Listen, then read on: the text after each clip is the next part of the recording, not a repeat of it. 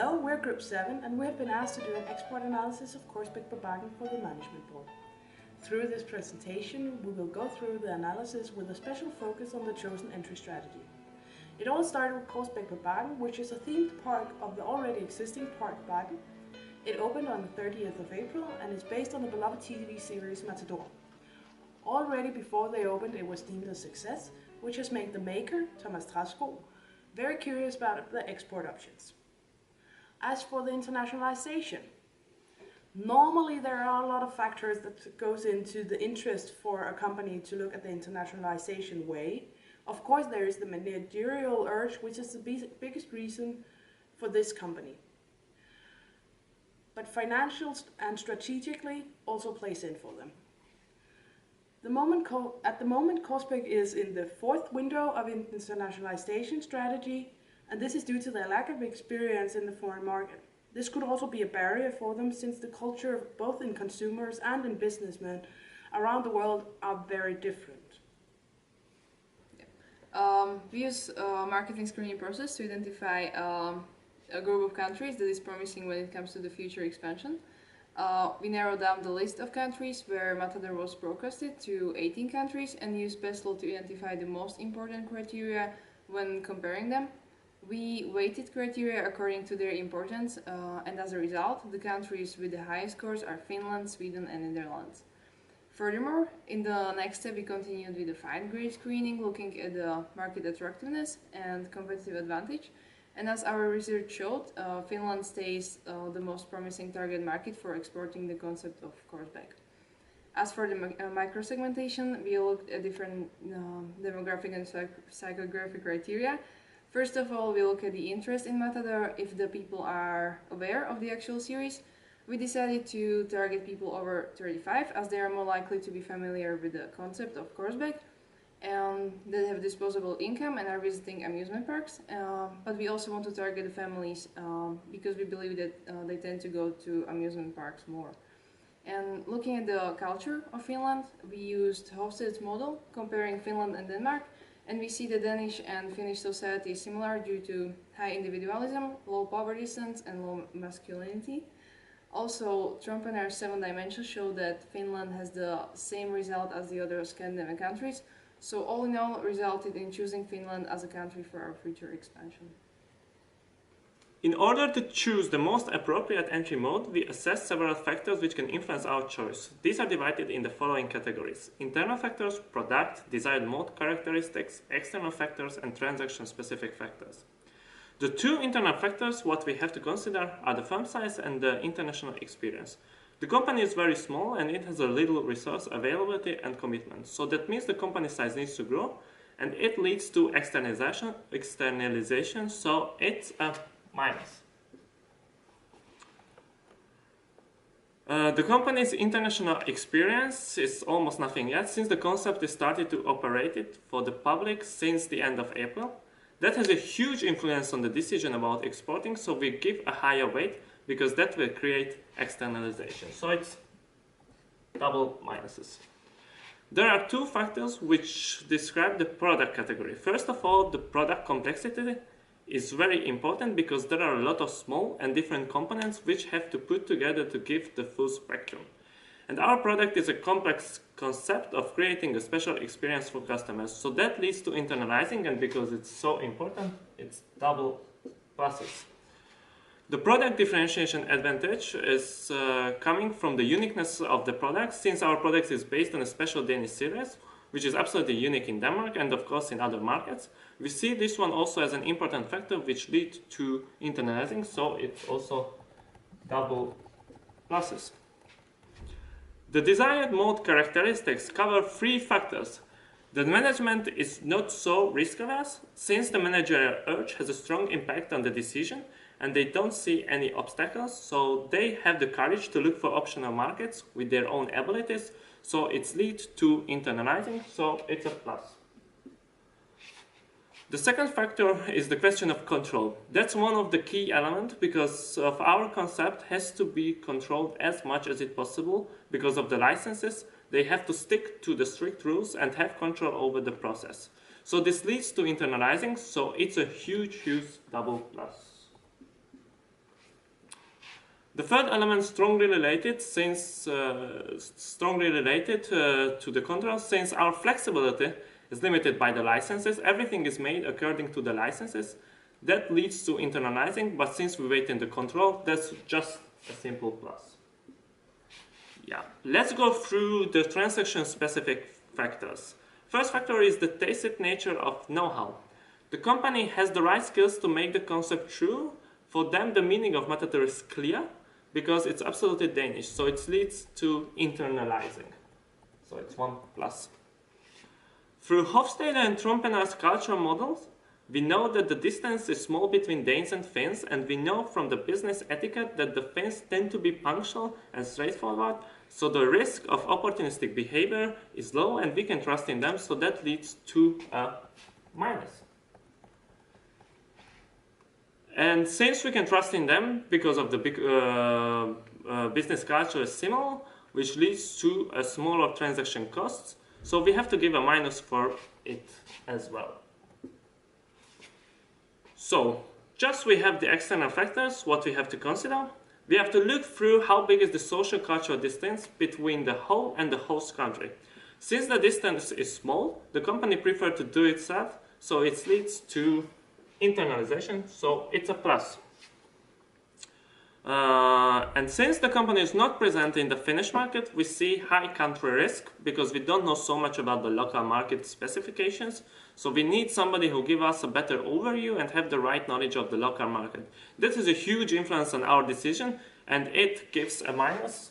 Actually, it's a double minus.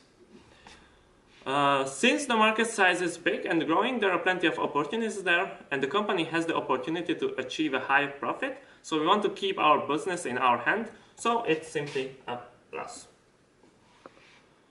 The direct and the indirect trade barriers are perceived as a low risk of having differences because we are part of the same agreements like EU or Nordic country agreements. There are no special barriers to do the business there, so the company can easily operate there itself, which leads to a plus. The intensity of the competition is very high since there are plenty of different amusement parks in Finland also, so probably a partnership would be the best option to enter to the market, which leads to externalization. So it's a minus. And as the last factor we have to consider is the small number of relevant export intermediate availability. Since there are a lot of available intermediaries who can have a strong business relation to the korsbæk concept, we have to give minus as they can help us to establish on the other market. So as we looked through, we ended up with 7 minuses and 9 pluses without the weights. And if we look through the weights, we have 2 minuses and 3 pluses. And as the factors are almost even, we decided to choose an intermediate entry mode, and out of them we chose the strategic alliance. There are a few factors which influenced our decision of entry mode. Firstly, it is really important for the company to protect its unique Danish product and the licenses they have paid for. The product characteristics don't allow the company much freedom. Therefore, they have to operate with a high degree of control. Even though this leans more towards a hierarchical mode, we took into consideration the firm characteristics and international experience. They just opened in the Danish market, and the company itself is immature, and the managers who are in charge might not have the necessary experience and knowledge for exporting the concept. Moreover, they might not be aware of specific market risks and demands. Despite making market analysis, it is better to have a local person who has knowledge about the specifics of the market. The factors are somehow even in importance, but as they lean more towards the hierarchical mode, we have decided to choose the strategic alliance. In this way, the company will reduce the level of risk but still be in position of control. We didn't choose a joint venture because we don't want to create a new company. We just need a partner who would offer us a distribution channel. The chosen entry mode offers benefits for both parties. It is beneficial for us because the company gets to preserve the licenses and the product. It is really important for the company because they have to preserve the unique concept inspired by the Matador series. Korsbæk also decreases the level of risk and uncertainty by working with a company that knows how the Finnish market is structured and what the culture is. The mode provides us with easier exit strategy than the hierarchical mode and the joint venture, as we don't create a new company and we have contracts about how the partnership would work. Sharing burdens and costs of the investment is beneficial for both sides. For our partner, it also offers the experience we have from working with backend. We can also share a common customer basis. Another advantage is the market development and expansion of business activities. Korsbæk will attract new customers and will serve for brand building for those who are aware of the Matador series. Moreover, the strategic alliance offers our partner logistics efficiency if they don't have restaurants inside the amusement parks.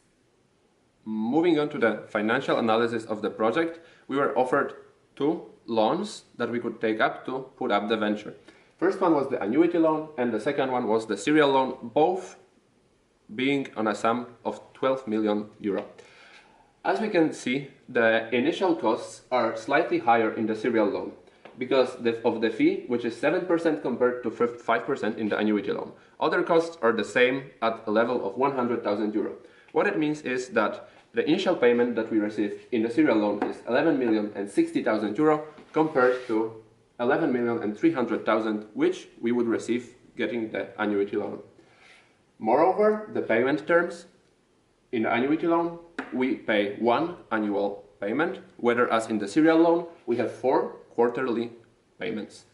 Finally, the ref is slightly lower in the serial loan, which is 10.5% compared to 11.4% in the annuity loan. All of this makes the serial loan a bit cheaper. However, there are other factors that we should consider. Firstly, the yearly payments in the annuity loan fit the budget of korsbæk better than the quarterly payments of the serial loan because of the seasonal period of working of the theme park. The theme park isn't open in the winter, so we would have to save some money, so then we have the funds to pay the loan. Furthermore, less money is required in the beginning when we take up the annuity loan, because the initial payments are lower than in the serial loan. And as we know, it is very important because in the beginning the project will start gaining and it may not receive as big turnover as it will in the future years. Then we have to consider that stable payment that we have year after year, it's lower risk because it's very much easier to plan in the budget. And in the end, more cash is received in the beginning. So it's easier to put up the project because we have more money at our disposal. However, there are some disadvantages of the annuity loan as well. The high payment in the final years can be too much because the project may start dropping down on its turnover. And of course it has a bit higher interest rate and it's a bit more expensive. Moving to the serial loan, of course it's better to pay less money in later years and it would be more safe if the project starts dropping on turnover. And the credit is cheaper overall.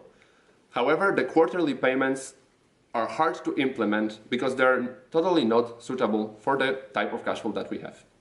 So the choice seems simple. The annuity loan suits the project better. However, in this case, what we would offer is mixing these two loans because annuity loan is better in the beginning. However, from third, fourth year, it would be simply better to move on to serial loan because the dropping payments would fit the cash flow. Even though we have quarterly payments, it would be easier to save some money and pay lower payments. Thank you for Your attention.